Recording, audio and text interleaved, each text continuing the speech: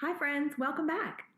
I'm Mrs. Gradney, and today we'll be solving division problems using the area model, like you learned in the last lesson, but today we're going to have remainders. Let's get started. This rectangle has a width of 2 units, it's 18 units long, and it has an area of 36 square units. What would be the area of a rectangle that also has a width of 2 units, but is 19 units long? Well, I can imagine extending the length of this rectangle by 1 more unit. That would add 2 more square units to the area, so I think that would be an area of 38 square units. Watch, I'll draw it.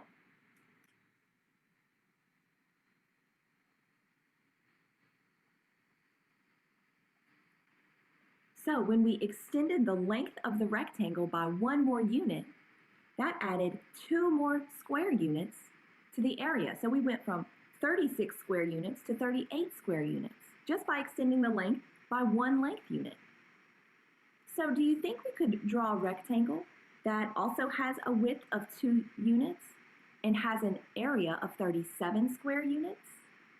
Why or why not? Pause the video to explain your reasoning.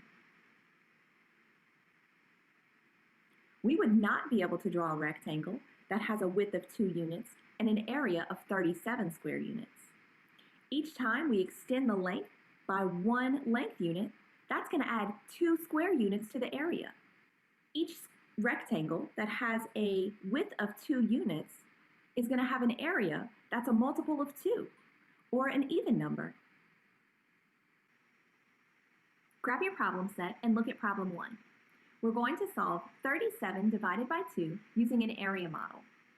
What should the total area be? The total area should be 37 square units. So let's get as close as we can to 37 square units by building a rectangle from part to whole like you did in your last lesson. Let's draw a rectangle. And this too represents the width of the rectangle, or the known side length, so let's label that. And let's also get our problem set up for long division.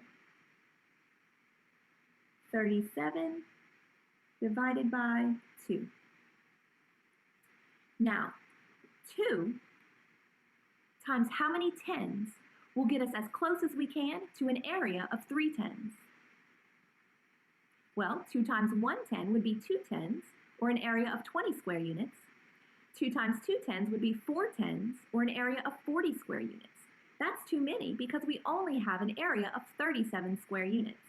So 110. Let's label this side length as 110, or in standard form, just 10. And we can record 110 in our quotient, in our long division. Now, 110 times 2 equals what? 2 tens. So this is how much of the area we've used so far. How many square units is that? It's 20 square units. 10 times 2 is 20, right?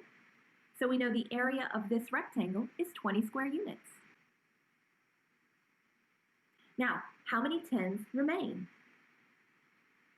1 10 remains. 3 tens minus 2 tens is 1 10. We'll unbundle this 1 10 and rename it as 10 ones, add the 7 ones from the whole, and how many ones do we still have? We still have 17 ones. So we have 17 square units more to divide.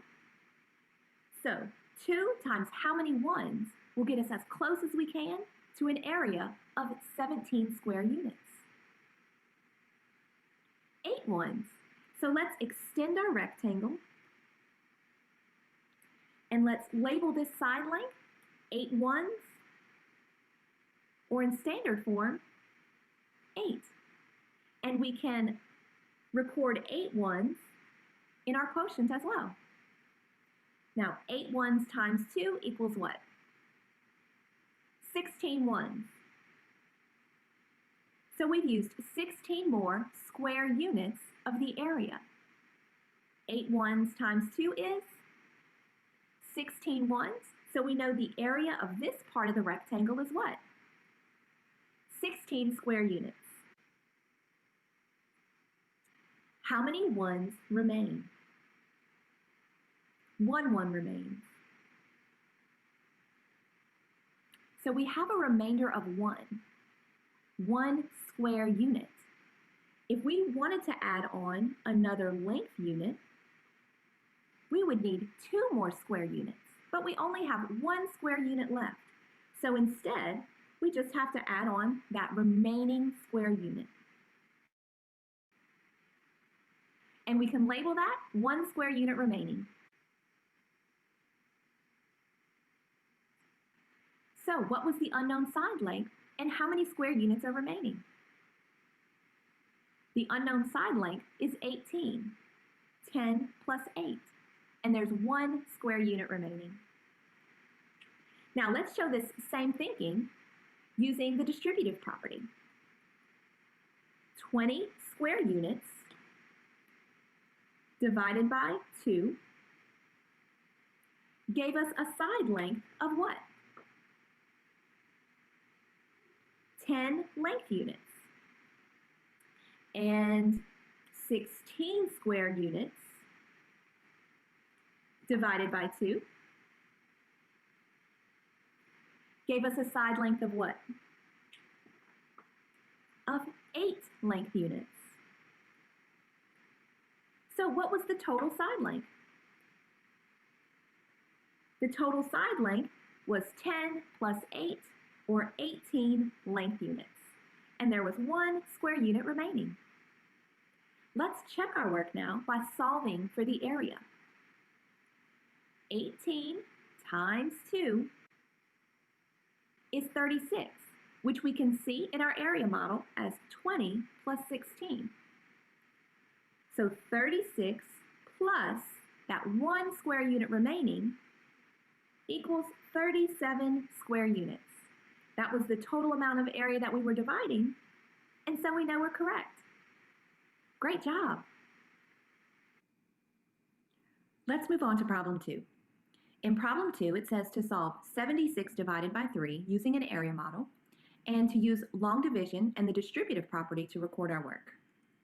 So 76 divided by 3. We're going to draw an area model moving from part to whole, just like we did with solving 37 divided by 2.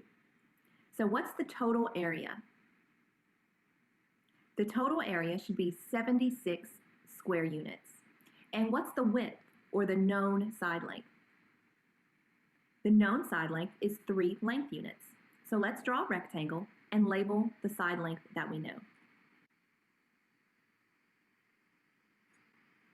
Now, 3 times how many tens will get us as close as we can to an area of 7 tens?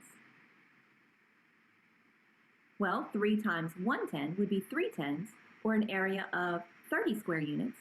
3 times 2 tens would be 6 tens, or an area of 60 square units. That's getting closer. 3 times 3 tens would be 9 tens, or an area of 90 square units. That's too many. So 2 tens. Let's label this side length with 2 tens, or in standard form, 20. And in our long division, we can record 2 tens in the quotient. Now, 2 tens times 3 is what? 6 tens. So this is how much of the area we've used so far. How many square units is that? 60 square units.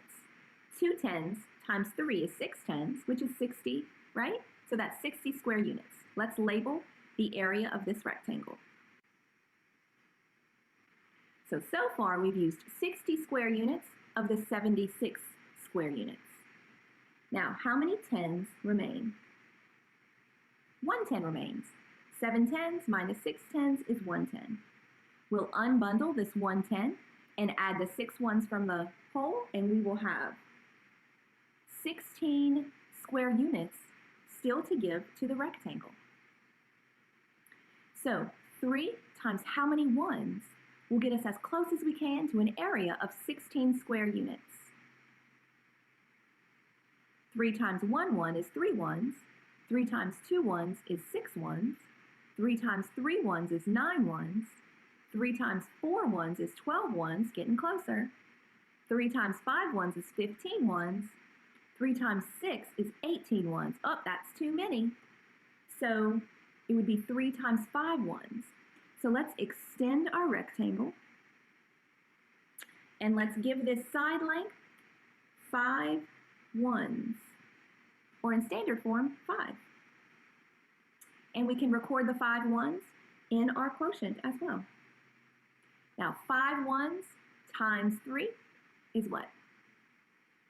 15 ones. So we've used 15 more square units of the area. 5 ones times 3 is 15 ones. So we know the area of this part of the rectangle is what? 15 square units. Let's label that. And how many square units remain? 16 ones minus 15 ones is 1 1. We have 1 square unit remaining. Remember now, if we were to add another length unit, we would need 3 square units remaining. But we only have 1 square unit remaining, so we can't add that. We can't add another length unit. We can just add on that 1 remaining unit, that 1 remaining square unit, and we'll label it 1 square unit remaining. Now, what's the unknown side length, and how many square units are remaining? 25 is the unknown side length, 20 plus 5, and there's 1 square unit remaining. Now, what division problem did we just solve? We solved 76 divided by 3.